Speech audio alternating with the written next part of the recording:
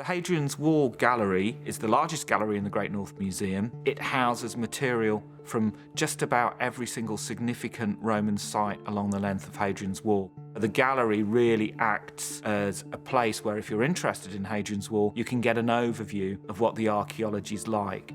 We have the big wall model running down the centre of the gallery to give our visitors a sense of what the whole of Hadrian's Wall would have been like.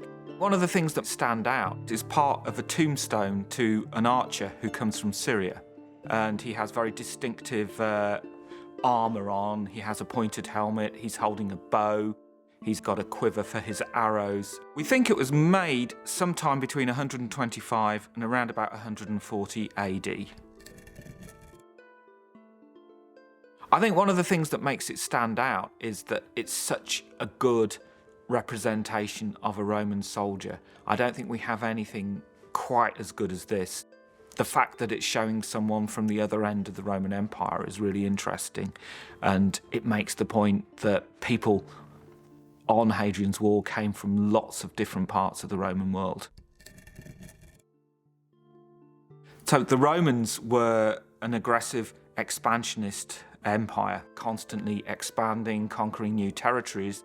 Once they've conquered a country, one of the ways in which you can take men of a fighting age away from that country, who are going to cause trouble if they're at home, is to recruit them into your army and send them to the other end of the Roman Empire. Quite often they were recruited because they had specialist fighting techniques.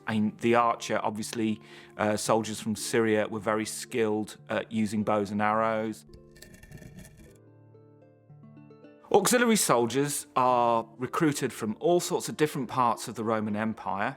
They're not Roman citizens, but once they'd served for 25 years, they were granted Roman citizenship, so they had a reward. Unfortunately, the inscription, which goes with the tombstone, we don't have that, so we don't actually know any of the details about this particular individual. This tombstone maybe was put up by this particular soldier's friends in the army.